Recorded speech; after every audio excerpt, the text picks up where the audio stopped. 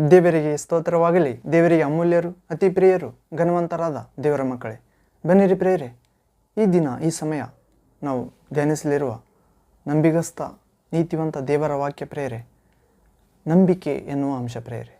ದೇವರ ಪರಿಶುದ್ಧಾತ್ಮನ ಫಲಗಳಲ್ಲಿ ಒಂದಾಗಿರುವ ಅಂಶ ನಂಬಿಕೆ ಫಲ. ಹೌದು ಪ್ರಿಯರೇ, ಈ ವಾಕ್ಯವನ್ನು ಧ್ಯಾನಿಸುವ ಮೊದಲು, ಈ ಅಂಶವನ್ನು ಧ್ಯಾನಿಸುವ ಮೊದಲು ದೇವರ ಪರಿಶುದ್ಧಾತ್ಮನ ಶಕ್ತಿ, ಪ್ರೀತಿ, ಜ್ಞಾನ, ಸಂಯಮ ಅರ್ಥ ಮಾಡಿಕೊಳ್ಳುವ ಕೃಪೆಗಾಗಿ, ಬುದ್ಧಿ ವಿಕಾಸಕ್ಕಾಗಿ ಬೇಡಿಕೊಳ್ಳೋಣ ಪ್ರಿಯರೇ. ದೇವರ ಪರಿಶುದ್ಧಾತ್ಮನಲ್ಲಿ ನನ್ನೊಂದಿಗೆ ಪ್ರಾರ್ಥಿಸಿರಿ. ಪ್ರಾರ್ಥನೆ. ತಂದೆಯೇ, ಸರ್ವಶಕ್ತ ದೇವರೇ, ಪರಿಶುದ್ಧನೇ ಪರಿಶುದ್ಧನೇ ಪರಿಶುದ್ಧನೇ, ನಂಬಿಗಸ್ತನು ನೀತಿವಂತನು ಆಗಿರುವ ದೇವರೇ, ನಾವು ನಿಮ್ಮನ್ನು ವಿಶ್ವಾಸುವ ಮಕ್ಕಳಾದ ನಾವು ಯೇಸುವಿನಲ್ಲಿ ವಿಶ್ವಾಸ ಇಟ್ಟಿರುವ ಪ್ರತಿಯೊಬ್ಬರು ನಮ್ಮ ಪಾಪಗಳನ್ನು ಒಪ್ಪಿಕೊಂಡು ಅರಿಕೆ ಮಾಡಿ ಬಿಟ್ಟು ಬಿಡುವುದಾದರೆ ನಮ್ಮ ಎಲ್ಲ ಪಾಪ ಅಪರಾಧಗಳಿಂದ, ಎಲ್ಲ ಅಶುದ್ಧತ್ವದಿಂದ ಶುದ್ಧೀಕರಿಸಿ ನಿಮ್ಮ ಪ್ರಿಯ ಕುಮಾರ ರಕ್ತದಿಂದ ನಮ್ಮನ್ನು ತೊಳೆಯುತ್ತೀರಿ ತಂದೆ. ಅಂತ ಅದ್ಭುತ ಸ್ವರೂಪನು, ನಂಬಿಗಸ್ತನು, ನೀತಿವಂತನಾದ ದೇವರು ನಮಗಿದ್ದೀರಿ ತಂದೆ. ಅದಕ್ಕಾಗಿ ಸ್ತೋತ್ರ ದೇವ. ವಿಶ್ವದಲ್ಲಿ ಯೇಸು ಕ್ರಿಸ್ತ ನಾಮದಲ್ಲಿ ನಿಮ್ಮನ್ನು ದೇವರನ್ನಾಗಿ, ರಕ್ಷಕನನ್ನಾಗಿ, ಸ್ವಂತ ಒಡೆಯನನ್ನಾಗಿ ಸ್ವೀಕರಿಸುವ ಪ್ರತಿ ಮಗ, ಮಗಳು, ಕುಟುಂಬ ಎಲ್ಲವನ್ನು ನೀವು ರಕ್ಷಿಸುವ ದೇವರಾಗಿದ್ದೀರಿ. ನರಕದಿಂದ, ಶಾಪದಿಂದ, ಪಾಪಗಳಿಂದ, ಭಯದಿಂದ, ಮರಣದಿಂದ, ಅನಾರೋಗ್ಯದಿಂದ, ಮುಂಬರುವ ಎಲ್ಲ ಕೇಡು ಘಟನೆಗಳಿಂದ ಹಿಂದೆ ನಿಮ್ಮ ಪರಿಶುದ್ಧ ನಾಮ, ರಕ್ತ, ವಾಕ್ಯ, ಆತ್ಮಶಕ್ತಿ, ಪುನರುತ್ಥಾನ ಶಕ್ತಿ, ಶಿಲುಬೆ ಶಕ್ತಿ ರಕ್ಷಿಸುತ್ತದೆ ತಂದೆ. ದೇವ, ನಿಮ್ಮ ಪರಿಶುದ್ಧಾತ್ಮನ ಫಲಗಳಲ್ಲಿ ಒಂದಾಗಿರುವ ಫಲ ದೈವಗುಣ ನಂಬಿಕೆ ಎನ್ನುವ ಫಲವನ್ನು ನಾವು ಧ್ಯಾನಿಸುವಾಗ ಆ ನಂಬಿಕೆ ನಮಗೆ ದೇವರೇ ನೀವು ಕೊಡುವ ಆಯುಧವಾಗಿದೆ. ಸೈತಾನನು ಹಾಕುವ ಅಗ್ನಿಬಾಣಗಳನ್ನು ಆರಿಸಲು ಶಕ್ತವಾಗಿದೆ. ಹೌದು ತಂದೆ, ಎಡಬಿಡದೆ ನಂಬಿಕೆ ಅಥವಾ ವಿಶ್ವಾಸ ಎಂಬ ಗುರಾಣಿಯನ್ನು ಹಿಡಿದುಕೊಳ್ಳಿರಿ ಎಂದು ಎಫೆಸ ಪತ್ರಿಕೆ 6ನೇ ಅಧ್ಯಾಯದಲ್ಲಿ ನುಡಿದಿರುವಂತೆ ತಂದೆಯೇ, ಯೇಸು ಕ್ರಿಸ್ತ ನಾಮದಲ್ಲಿ ನಿಮ್ಮನ್ನು ವಿಶ್ವಾಸವಿಟ್ಟಿರುವ ನಾವೆಲ್ಲರೂ ಸೈತಾನನ ಅಗ್ನಿಬಾಣಗಳನ್ನೆಲ್ಲ ಆರಿಸಲು ಶಕ್ತರಾಗುವಂತೆ ನೀವು ಕೊಡುವ ದೇವರೇ, ನೀವು ಕೊಡುವ ನಂಬಿಕೆ ಎಂಬ ಗುರಾಣಿಯನ್ನು ಸತತವಾಗಿ ಹಿಡಿದುಕೊಳ್ಳುವಂತೆ ಅನುಗ್ರಹಿಸಿರಿ. ಈ ವಾಕ್ಯ ಭಾಗದ ಮೂಲಕ ನಾವು ಸ್ಥಿರವಾಗಿ ನಿಲ್ಲುವ ನಿಮ್ಮ ನಂಬಿಕೆಯನ್ನು, ಫಲವನ್ನು ಫಲಿಸುವಂತೆ ಪರಿಶುದ್ಧಾತ್ಮನ ದೊಡ್ಡ ಕಾರ್ಯ ನಮ್ಮೆಲ್ಲರಲ್ಲಿ ಮಾಡುತ್ತಾ ಬರಬೇಕೆಂದು ಸೈತಾನನ ಕಾರ್ಯಗಳನ್ನು ನಾಶ ಮಾಡಲು ಪ್ರತ್ಯಕ್ಷನಾದ ಯೇಸುವೆ, ನಾವು ಕೂಡ ನಮ್ಮ ಕುಟುಂಬದಲ್ಲಿ, ನಮ್ಮ ವಿಶ್ವಾಸ ಪರಿಶುದ್ಧ ಜೀವನದಲ್ಲಿ, ಸಭೆಯಲ್ಲಿ, ಸಮಾಜದಲ್ಲಿ ಸೈತಾನನ ಕಾರ್ಯಗಳನ್ನು ಲಯ ಮಾಡುವಂತೆ ನಂಬಿಕೆಯ ಫಲದ ಮೂಲಕ, ಗುಣದ ಮೂಲಕ ನಮ್ಮಲ್ಲಿ ಪ್ರತ್ಯಕ್ಷನಾಗಬೇಕೆಂದು ತಂದೆ, ನಜರೇತಿನ ಯೇಸು ಕ್ರಿಸ್ತನಾದ ನಿಮ್ಮ ಪರಮ ಪ್ರಿಯ ಕುಮಾರ, ನಮ್ಮ ಒಡೆಯ ರಕ್ಷಕ, ರಾಜಾದಿರಾಜನ ಯೇಸು ಕ್ರಿಸ್ತ ನಾಮದಲ್ಲಿ ಪ್ರಾರ್ಥಿಸಿ ಬೇಡಿಕೊಳ್ಳುತ್ತೇವೆ ತಂದೆ. ಬೇಡಿದ್ದನ್ನು ಪಡೆದಾಯಿತು ಎಂದು ವಿಶ್ವಾಸಿಸ್ತೇವೆ. ಸರ್ವಶಕ್ತ ದೇವರೇ, ಯೇಸು ಕ್ರಿಸ್ತ ನಾಮದಲ್ಲಿ ಆಮೇನ್, ಆಮೇನ್. Thank you father, thank you Jesus Christ, thank you Holy Ghost, fire, living water, flow. ಹೌದು ಪ್ರಿಯರೇ, ಈ ದಿನ ಈ ಸಮಯ ನಾವು ಧ್ಯಾನಿಸಲಿರುವ ದೇವರ ವಾಕ್ಯ ಭಾಗ ಅಂಶ ನಂಬಿಕೆ. ನಾವು ಗಲಾತ್ಯ ಪತ್ರಿಕೆ 5ನೇ ಅಧ್ಯಾಯ 22ನೇ ವಾಕ್ಯ 23ನೇ ವಾಕ್ಯದಲ್ಲಿ ಓದುತ್ತೇವೆ ಪ್ರಿಯರೇ. Galatians chapter 5 verse 22-23 word. ಇಲ್ಲಿ ಓದುವುದಾದರೆ, ದೇವರ ಆತ್ಮನಿಂದ ಉಂಟಾಗುವ ಫಲವೇನೆಂದರೆ ಪ್ರೀತಿ, ಸಂತೋಷ, ಸಮಾಧಾನ, ದೀರ್ಘಶಾಂತಿ, ದಯೆ, ಉಪಕಾರ, ನಂಬಿಕೆ, ಸಾಧುತ್ವ, ಕ್ಷಮೆದಮೆ. ಹೌದು ಪ್ರಿಯರೇ, 9 ಫಲಗಳಿವೆ ಪ್ರಿಯರೇ. ದೇವರ ಆತ್ಮನ ಮೂಲಕ ಉಂಟಾಗುವ ಫಲ ಪ್ರೀತಿ. ಆ ಪ್ರೀತಿಯಲ್ಲಿ 9 ಭಾಗಗಳಿವೆ. ಹೌದು ಪ್ರಿಯರೇ, ಆ 9 ಭಾಗಗಳಲ್ಲಿ ನಂಬಿಕೆ ಎನ್ನುವ ಫಲವನ್ನು ನಾವು ಧ್ಯಾನಿಸೋಣ ಪ್ರಿಯರೇ. ಆ ನಂಬಿಕೆ ಎಂಬುದು ಆತ್ಮನ ಒಂದು ಫಲವಾಗಿದೆ ಪ್ರಿಯರೇ. ನಂಬಿಕೆ ಎಂಬುದು ದೇವರ ಪರಿಶುದ್ಧಾತ್ಮನ ಒಂದು ಫಲವಾಗಿದೆ. ಈ ನಂಬಿಕೆ ಎಂದು ಹೇಳುವಾಗ ನಾವು ಒಂದು ಅದ್ಭುತಕ್ಕಾಗಿ ಪ್ರಾರ್ಥಿಸುವಾಗ ನಂಬಿಕೆಯಿಂದ ಪ್ರಾರ್ಥಿಸುವುದಾಗಿಯೇ ನಂಬಿಕೆ ಎಂದು ನೆನೆಸುತ್ತೇವೆ. ಹಾಗಾದರೆ ನಮ್ಮ ಅನುದಿನ ಜೀವನದಲ್ಲಿ ಈ ನಂಬಿಕೆ ಎಂಬ ಆತ್ಮನ ಫಲ ಪ್ರಕಟವಾಗಬೇಕಾಗಿದೆ. ಅದು ಅಗತ್ಯ ಎಂದು ಬರುವಾಗ ಅದಕ್ಕಾಗಿ ಪ್ರಾರ್ಥಿಸುವಾಗ ಮಾತ್ರವಲ್ಲ, ನಮ್ಮ ಅನುದಿನ ಜೀವನದಲ್ಲಿಯೂ ನಂಬಿಕೆ ಎಂಬ ಫಲ ಪ್ರಕಟವಾಗಬೇಕು. ನಾವು ಇಬ್ರಿಯರ ಗ್ರಂಥ 11ನೇ ಅಧ್ಯಾಯ 6ನೇ ವಾಕ್ಯದಲ್ಲಿ ಓದುತ್ತೇವೆ ಪ್ರೇರೆ, ನಂಬಿಕೆ ಇಲ್ಲದೆ ದೇವರನ್ನು ಮೆಚ್ಚಿಸಲು ಅಸಾಧ್ಯ. ನಂಬಿಕೆ ಇಲ್ಲದೆ ದೇವರನ್ನು ಮೆಚ್ಚಿಸುವುದು ಅಸಾಧ್ಯ ಎಂಬುದಾಗಿ ದೇವರ ವಾಕ್ಯವು ನಮಗೆ ಎಚ್ಚರಿಸುತ್ತದೆ. ಕ್ರೈಸ್ತ ಜೀವನ ಎಂಬುದು ನಂಬಿಕೆಯ ಆಧಾರದ ಮೇಲೆ ಪ್ರಾರ್ಥಿಸುವಾಗ ಮಾತ್ರವಲ್ಲ. ಕ್ರೈಸ್ತ ಜೀವನ ಎಂಬುದು ಪ್ರೇರೆ ನಂಬಿಕೆಯ ಆಧಾರ ಮೇಲೆ ನೆಲೆಗೊಂಡಿದೆ. ಕೇವಲ ಪ್ರಾರ್ಥಿಸುವಾಗ ಮಾತ್ರವಲ್ಲ, ಸೇವೆ ಮಾಡುವಾಗ ಮಾತ್ರವಲ್ಲ, ನಮ್ಮ ಅನುದಿನದ ಜೀವನದಲ್ಲಿಯೂ ಎಲ್ಲ ಕಾರ್ಯಗಳಲ್ಲಿಯೂ ದೇವರಾದ ಕರ್ತನನ್ನು, ಯೇಸುವನ್ನು ಅವಲಂಬಿಸಿ ಬದುಕುವುದೇ ಆಗಿದೆ.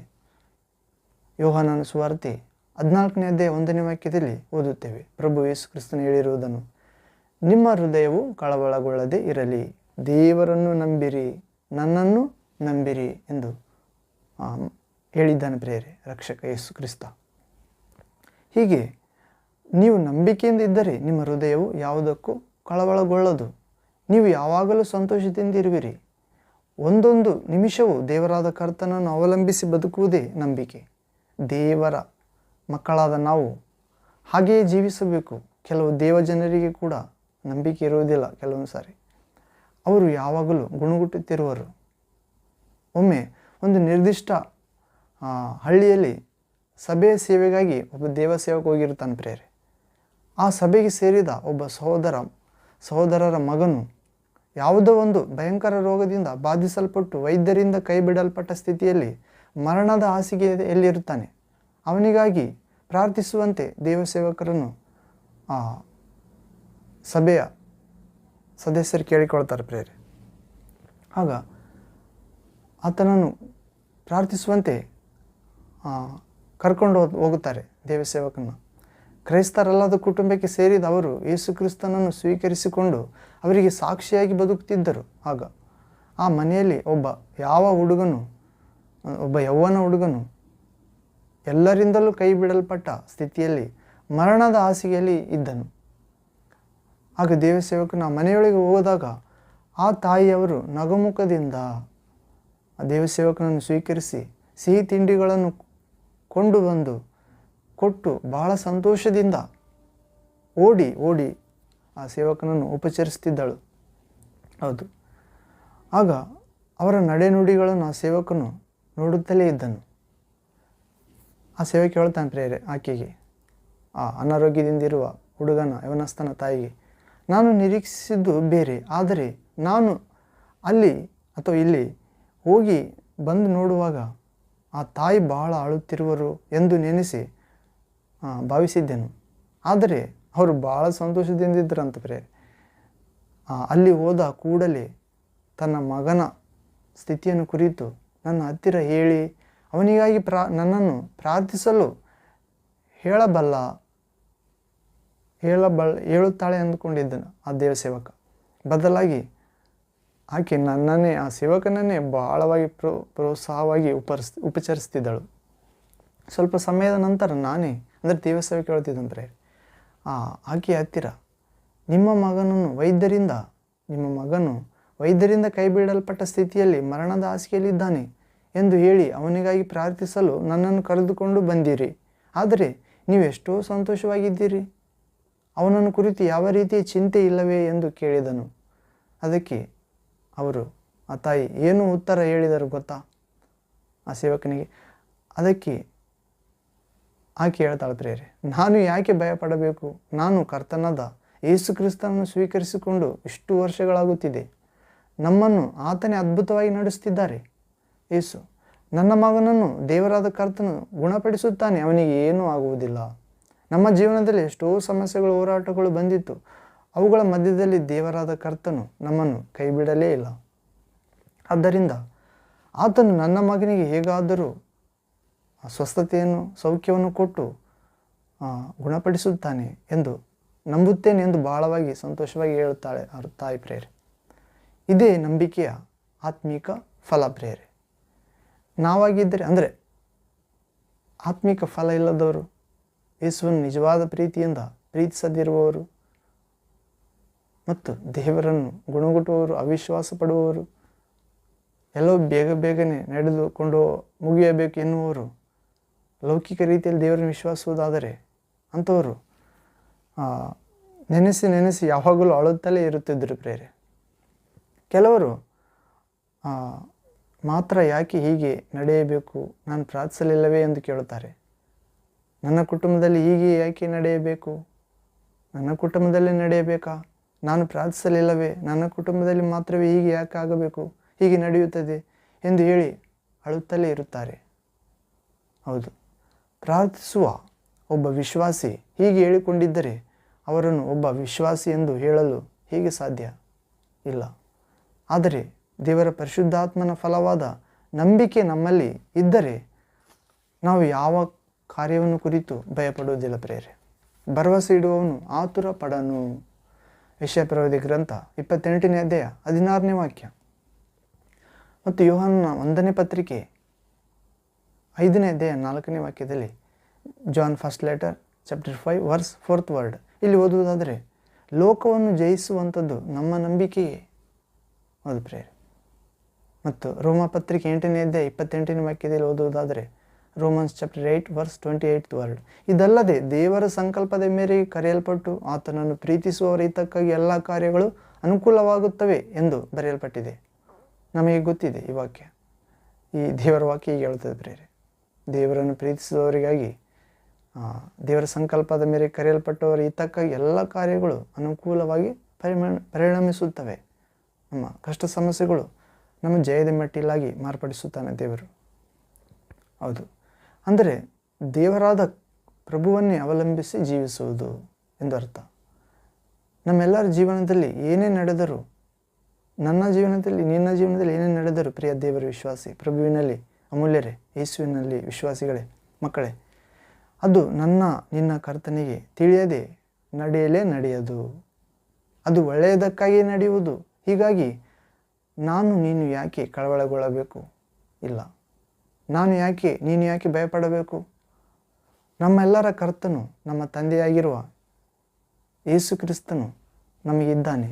ಅದೃಶ್ಯ ದೇವರ ಸಾದೃಶ್ಯ ರೂಪನು, ಸರ್ವಸೃಷ್ಟಿಗೆ ಜ್ಯೇಷ್ಠ ಪುತ್ರನು, ಆಗಲೆಲ್ಲದರಲ್ಲಿ ಅಗ್ರಸ್ತನು, ಆದಿ ಸಂಭೂತನು, ಸತ್ತವರೊಳಗಿನ ಮೊದಲೆದ್ದು ಬಂದಾತನು, ಈ ತನ್ನ ಪ್ರಿಯ ಸುತನಲ್ಲೇ ಇರಿಸಲು ನಿರ್ಧರಿಸಿದನು. ಪರಮ ತಂದೆಯಾದ ದೇವರು ತನ್ನ ಸರ್ವ ಸಂಪೂರ್ಣತೆಯನ್ನು ಅವತರಿಸಿ ವಾಸಿಸುವಂತೆ. ಹೀಗೆ ನಾವು ಆಲೋಚಿಸುವಾಗ ಅದೇ ನಂಬಿಕೆಯ ಜೀವನ ಪ್ರೇರೆ. ಸಾಮಾನ್ಯವಾಗಿ ನಮಗೆ ಒಂದು ಅದ್ಭುತ ಬೇಕಾದರೆ ಪ್ರಾರ್ಥಿಸುತ್ತೇವೆ, ಅಥವಾ ನಮಗೆ ಒಂದು ಬಿಡುಗಡೆ ಬೇಕಾದರೆ ಪ್ರಾರ್ಥಿಸುತ್ತೇವೆ, ಒಳ್ಳೆಯದೇ. ಅದು ನಮ್ಮ ಅನುದಿನದ ಜೀವನದಲ್ಲಿ ನಮ್ಮ ಪ್ರಾರ್ಥನಾ ಜೀವನ ಹೇಗಿದೆ ಮತ್ತು ಕರ್ತನು ನಮ್ಮ ಅಗತ್ಯಗಳನ್ನು ಸಂಧಿಸುತ್ತಾನೆ ಎಂದು ನಂಬಬೇಕಾಗಿದೆ. ನಮ್ಮ ಮಕ್ಕಳನ್ನು ಕೂಡ ನೋಡಿಕೊಳ್ಳುತ್ತಾನೆ, ನಮ್ಮ ಅಗತ್ಯಗಳನ್ನು ಕೂಡ ನೆರವೇರಿಸಿಕೊಡುತ್ತಾನೆ. ತಕ್ಕ ಕಾಲದಲ್ಲಿ ಆತನ ಬಲಿಷ್ಠ ಹಸ್ತದ ಕೆಳಗೆ ನಮ್ಮನ್ನು ತಗ್ಗಿಸಿಕೊಂಡಿರುವಾಗ, ವಿಶ್ವಾಸದಿಂದ ಪ್ರಾರ್ಥಿಸುತ್ತಿರುವಾಗ, ಹೌದು ಪ್ರೇರೆ, ಕರ್ತನ ನಮಗೆ ಸಹಾಯ ಮಾಡುವನು, ನಮ್ಮನ್ನು ಕೊರತೆ ಇಲ್ಲದೆ ನಡೆಸುತ್ತಾನೆ. ಕರ್ತನಾದ ಯೇಸು ಕ್ರಿಸ್ತನನ್ನು ಅವಲಂಬಿಸಿ ಜೀವಿಸುವ ಒಂದು ನಂಬಿಕೆಯು ನಮ್ಮಲ್ಲಿ ಬಂದು ಬಿಡಬೇಕು ಪ್ರೇರೆ. ವಾಕ್ಯದ ಓದುವುದರ ಮೂಲಕ, ಪ್ರಾರ್ಥಿಸುವುದರ ಮೂಲಕ, ವಿಶ್ವಾಸ ನಂಬಿಕೆ ಮೂಲಕ ಯೇಸು ಕ್ರಿಸ್ತನನ್ನು ಅವಲಂಬಿಸಿ ಜೀವಿಸುವ ಒಂದು ನಂಬಿಕೆಯು ನಮ್ಮಲ್ಲಿ ಬಂದು ಬಿಡಬೇಕು. ಅಗತ್ಯಗಳನ್ನು ಒದಗಿಸಿಕೊಡುತ್ತಾನೆ, ಸಹಾಯ ಮಾಡುತ್ತಾನೆ, ಪರಲೋಕ ಮಾರ್ಗದಲ್ಲಿ ನಡೆಸುತ್ತಾನೆ. ಹೌದು ಪ್ರೇರೆ. ಎರಡನೇದಾಗಿ, ಈ ನಂಬಿಕೆಯು ನಮ್ಮ ಜೀವನದಲ್ಲಿ ನಾವು ನಂಬಿಗಸ್ತರಾಗಿರಬೇಕೆಂದು ಅರ್ಥ. ನಂಬಿಕೆಯು ಜೀವನದಲ್ಲಿ ನಾವು ನಂಬಿಗಸ್ತರಾಗಿರಬೇಕೆಂದೇ ನಂಬಿಕೆ ಬೇಡಿಕೊಳ್ಳಬೇಕು, ನಂಬಿಕೆಯಿಂದಿರಬೇಕು. ಅದೇ ಬಹಳ ಮುಖ್ಯವಾದದ್ದು. ದೇವರ ವಾಕ್ಯದಲ್ಲಿ ನಂಬಿಗಸ್ತ, ದೇವರ ಸೇವೆಯಲ್ಲಿ, ದೇವರನ್ನು ಪ್ರೀತಿಸುವುದರಲ್ಲಿ, ಸ್ತುತಿಸುವುದರಲ್ಲಿ ಪ್ರೀತಿ ಕೊಡುತ್ತದೆ ಪ್ರೇರೆ, ಕೇಳುವುದಿಲ್ಲ. ಹಾಗೆ ದೇವರು ನಮಗೆ ಕೊಡುತ್ತಾನೆ, ಕೇಳದಿದ್ದರೂ ಕೂಡ ಕೊಡುತ್ತಾನೆ. ಪರಲೋಕ ಪ್ರಾರ್ಥನೆಯಲ್ಲಿ ಪ್ರಭು ಹೇಳಿದ್ದಾನೆ ಪ್ರೇರೆ, ನಿಮ್ಮ ಅಗತ್ಯಗಳು ಏನೆಂದು ಸ್ವರ್ಗದಲ್ಲಿರುವ ತಂದೆಗೆ ಗೊತ್ತಿದೆ, ಆದುದರಿಂದ ಹೀಗೆ ಪ್ರಾರ್ಥನೆ ಮಾಡಿರಿ ಎಂದು ಹೇಳಿ ಕಲಿಸಿದ್ದಾನೆ. ಮೊದಲು ಸ್ತೋತ್ರ ಮಾಡಬೇಕು ಪ್ರೇರೆ. ದೇವರ ರಾಜ್ಯವನ್ನು ಸ್ವಾಗತಿಸಬೇಕು, ದೇವರ ಪರಿಶುದ್ಧಾತ್ಮನನ್ನು, ಹಾಗೂ ದೇವರ ಚಿತ್ತವನ್ನು ಸ್ವಾಗತಿಸಬೇಕು, ಹಾಗೂ ನಾವು ಪರರನ್ನು ಕ್ಷಮಿಸಬೇಕು ಮತ್ತು ಅನುದಿನದ ಆಹಾರ ಕೇಳಿಕೊಳ್ಳಬೇಕು. ದೇವರ ಬಾಯಿಂದ ಹೊರಡುವುದೇ ವಾಕ್ಯವೇ ನಿಜವಾದ ಆಹಾರ ಎಂದಿದ್ದಾನೆ ಪ್ರಿಯರೇ ಯೇಸು ಕ್ರಿಸ್ತನು. ಮನುಷ್ಯನ ರೊಟ್ಟಿ ಆಹಾರ ತಿಂದ ಮಾತ್ರದಿಂದ ಬದುಕುವುದಿಲ್ಲ, ದೇವರ ಬಾಯಿಂದ ಹೊರಡುವ ಪ್ರತಿಯೊಂದು ಮಾತಿನಿಂದ ಬದುಕುತ್ತಾನೆ. ಹಾಗೂ ನಮ್ಮನ್ನು ಶೋಧನೆಗೆ ಒಳಪಡಿಸದೆ ಕೇಡಿಯಿಂದ ರಕ್ಷಿಸೆಂದು ಬೇಡಿಕೊಳ್ಳಬೇಕಾಗಿದೆ. ಅಂದರೆ ಶೋಧನೆ ಅಂದರೆ ಪ್ರಿಯರೇ, ನಾವು ಒಂದು ಗಳಿಗೆ ಆದರೂ ಪ್ರಾರ್ಥಿಸಬೇಕು ಶೋಧನೆಗೆ ಒಳಗಾಗದಂತೆ ಎಂದು ಹೇಳಿದ್ದಾನೆ ಯೇಸು ಪ್ರಭು. ಕೇಡಿಗೆ ಸೋತು ಹೋಗಬಾರ್ದಂತ ಹೇಳಿದ್ದಾನೆ. ಒಳ್ಳೆಯದಿನಿಂದ ಕೇಡುಕನ್ನು ಜಯಿಸು. ಹೌದು ಪ್ರಿಯರೇ. ಮತ್ತು ಎಲ್ಲ ರಾಜ್ಯ, ಬಲ, ಮಹಿಮೆ, ಸರ್ವಾಧಿಕಾರ ದೇವರಿಗೆ ಸೇರಿದ್ದು, ನಮ್ಮೊಂದಿಗೆ ಕೂಡ. ಹೌದು ಪ್ರಿಯರೇ. ಹೀಗೆ ನಾವು ಮುಖ್ಯವಾದದ್ದಾಗಿದೆ. ಹೀಗೆ ದೇವರನ್ನು ಪ್ರಾರ್ಥಿಸುವುದು, ನಂಬುವುದು, ಬೇರೆಯವರನ್ನು ಮೋಸ ಮಾಡದೆ ನಿಜವಾಗಿ ಇರಬೇಕಾಗಿದೆ. ಒಂದು ಕುಟುಂಬವನ್ನು ತೆಗೆದುಕೊಂಡರೆ ಗಂಡನು ತನ್ನ ಹೆಂಡತಿಗೆ ನಂಬಿಗಸ್ತರಾಗಿರಬೇಕು, ಹೆಂಡತಿಯಾದವಳು ತನ್ನ ಗಂಡನಿಗೆ ನಂಬಿಗಸ್ತರಾಗಿರಬೇಕು, ಹೆತ್ತವರು ತಮ್ಮ ತಮ್ಮ ಮಕ್ಕಳಿಗೆ ನಂಬಿಕೆಯಿಂದಿರಬೇಕು, ಮಕ್ಕಳು ತಮ್ಮ ಹೆತ್ತವರಿಗೆ ನಂಬಿಕೆಯಿಂದಿರಬೇಕು. ಅದು ಪ್ರೇರೆ. ನಂಬಿಕೆ ಅಂದರೆ ನಾವು ನೋಡಿಕೊಂಡೆವು, ದೇವರನ್ನು ಮೆಚ್ಚಿಸುವುದೇ ವಿಶ್ವಾಸ ಪ್ರೇರೆ. ದೇವರಿಗೆ ಮೆಚ್ಚುಗೆ ಅಂದರೆ ವಿಶ್ವಾಸವಿಲ್ಲದೆ ದೇವರಿಗೆ ಮೆಚ್ಚುಗೆ ಆಗಿರೋದು ಸಾಧ್ಯವಿಲ್ಲ. ನಾವು ಯಾರಿಗೇನು ಮೆಚ್ಚುಗೆ ಆಗಿರಬೇಕಾದ್ರೆ ನಮ್ಮಲ್ಲಿ ವಿಶ್ವಾಸ ಇರಬೇಕು ಪ್ರೇರೆ. ದೇವರಿಗೆ ಮೆಚ್ಚುಗೆ ಆಗುತ್ತೇವೆ, ಮನುಷ್ಯರಿಗೆ ಮೆಚ್ಚುಗೆ ಆಗುತ್ತೇವೆ. ಹೌದು. ಹೀಗೆ ಅನೇಕ ಕುಟುಂಬಗಳಲ್ಲಿ ಈ ನಂಬಿಕೆಯ ಆ ಲಕ್ಷಣ ಇಲ್ಲದೇ ಇರುವುದರಿಂದ ಸಮಾಧಾನ ಇಲ್ಲ. ಎಲ್ಲದರಲ್ಲೂ ನಂಬಿಕೆಯಿಂದ ಇರಲು ನಿಮ್ಮನ್ನು ಒಪ್ಪಿಸಿಕೊಳ್ಳಿರಿ, ಯಾಕೆಂದರೆ ನಮ್ಮ ದೇವರಾದ ಕರ್ತನು ನಂಬಿಗಸ್ತನು. ಹೌದು ಪ್ರೇರೆ. ನಾವು 1 ಕೊರಿಂಥ 1ನೇ ಅಧ್ಯಾಯ 9ನೇ ವಾಕ್ಯ, 10ನೇ ಅಧ್ಯಾಯ 13ನೇ ವಾಕ್ಯದಲ್ಲಿ ನೋಡುತ್ತೇವೆ. ಹಾಗೂ ಥೆಸಲೋನಿಕ 2ನೇ ಪತ್ರಿಕೆ 3ನೇ ಅಧ್ಯಾಯ 3ನೇ ವಾಕ್ಯ, ತಿಮೋತಿ 2ನೇ ಪತ್ರಿಕೆ 2ನೇ ಅಧ್ಯಾಯ 13ನೇ ವಾಕ್ಯದಲ್ಲಿ ಓದುತ್ತೇವೆ. ನಿಮ್ಮನ್ನು ಕರೆದ ದೇವರಾದ ಕರ್ತನು ನಂಬಿಗಸ್ತನು. ಹೌದು.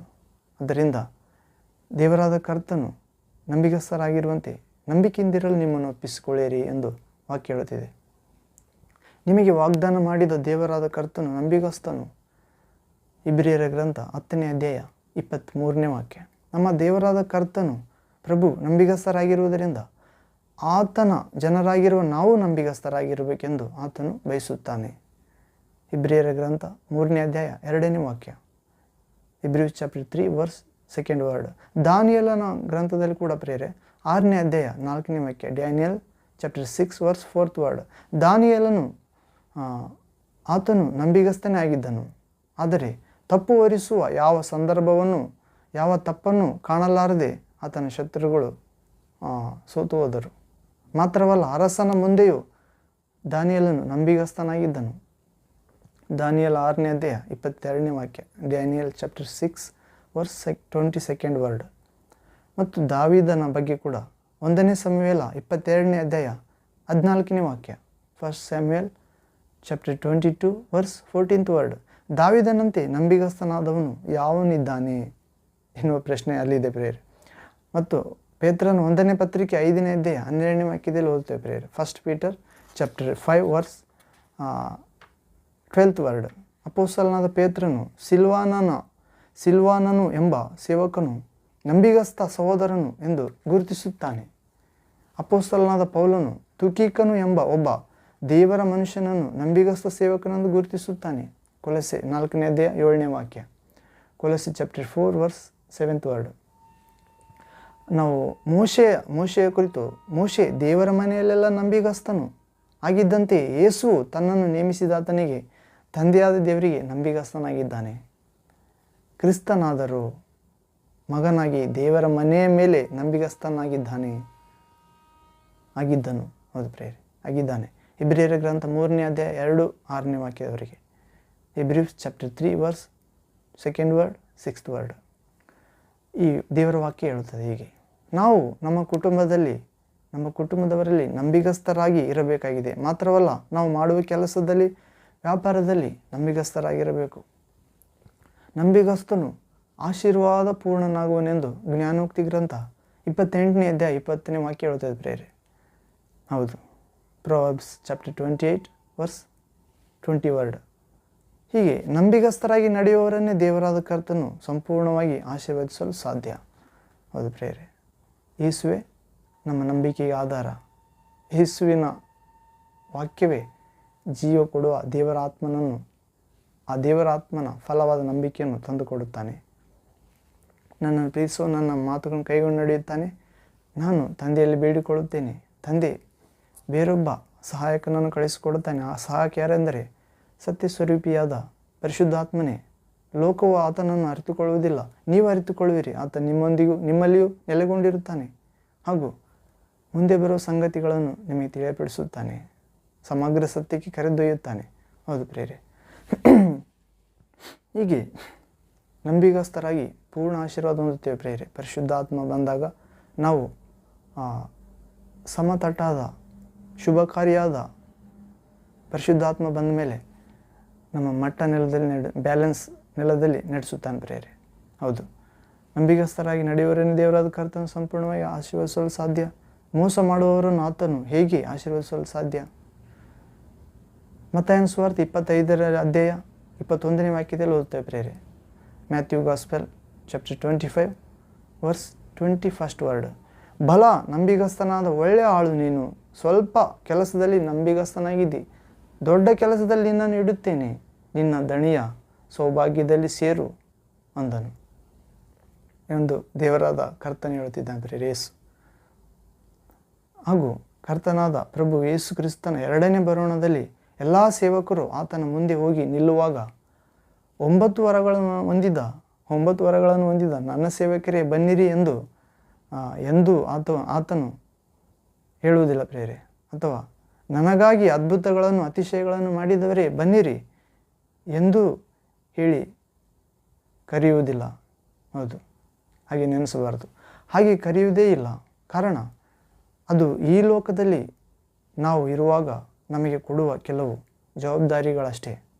ಪರಲೋಕಕ್ಕೆ ಹೋಗುವಾಗ ದೇವರಾದ ಕರ್ತನು ಹಾಗೆ ಹೇಳಿ ನಮ್ಮನ್ನು ಕರೆಯುವುದೇ ಇಲ್ಲ. ಬದಲಾಗಿ ನಂಬಿಗಸ್ತನಾದ ಒಳ್ಳೆಯ ಸೇವಕನೇ ಎಂದು ಹೇಳಿಯೇ ಕರೆಯುವನು.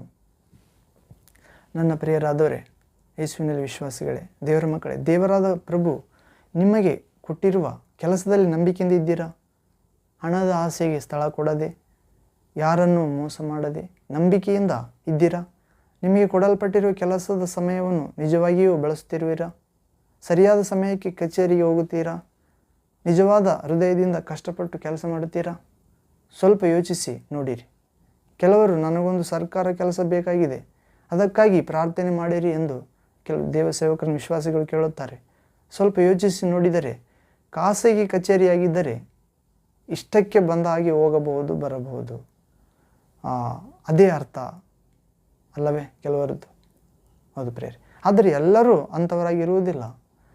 ಕೆಲವರು ನಿಜವಾಗಿಯೂ ಕಷ್ಟಪಟ್ಟು ಕೆಲಸ ಮಾಡುವರು ಮತ್ತು ಕಷ್ಟಪಟ್ಟು ಕೆಲಸ ಮಾಡಿ ದುಡಿಯುವ ಪೌರ ಕಾರ್ಮಿಕರು ಇದ್ದಾರೆ. ಇಂದು ನಮ್ಮ ಮನಸ್ಥಿತಿ ಏನು ಪ್ರಿಯರೇ? ಇದರ ಕುರಿತು ನಿಮಗೆ ನೀಡಿದ ಕೆಲಸಕ್ಕೆ ಶ್ರದ್ಧೆಯುಳ್ಳವರಾಗಿ ನಿಷ್ಠರಾಗಿ ಇದ್ದರೆ ನೀವು ಸರ್ಕಾರಕ್ಕೆ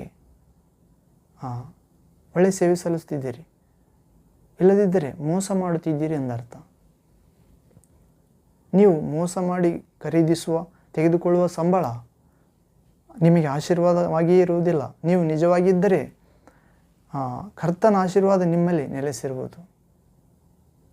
ಅಂದರೆ ನೀವು ನಂಬಿಗಸ್ತರಾಗಿದ್ದರೆ, ನೀವು ಸರ್ಕಾರಿ ಅಧಿಕಾರಿಯಾಗಿದ್ದರೆ ಆ ಕೆಲಸಕ್ಕೆ ನಿಮ್ಮನ್ನು ಯಾರು ನೇಮಿಸಿರುತ್ತಾರೋ ಅವರಿಗೆ ನಂಬಿಗಸ್ತರಾಗಿರಿ. ಕಾರಣ ಸರ್ಕಾರವು ದೇವರದ್ದು.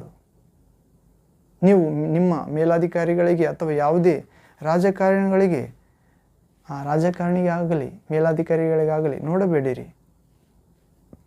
ನನ್ನ ದೇವರಾದ ಕರ್ತನು ನನಗೆ ಈ ಕೆಲಸವನ್ನು ಕೊಟ್ಟಿದ್ದಾನೆ, ನಾನು ಆತನ ಮುಂದೆ ಪ್ರಾಮಾಣಿಕವಾಗಿ ಇರಬೇಕು ಎಂಬ ಭಾವದಿಂದಲೇ ನಿಮ್ಮ ಕೆಲಸಗಳಲ್ಲಿ ವರ್ತಿಸಬೇಕಾಗಿದೆ ಪ್ರೇರೆ.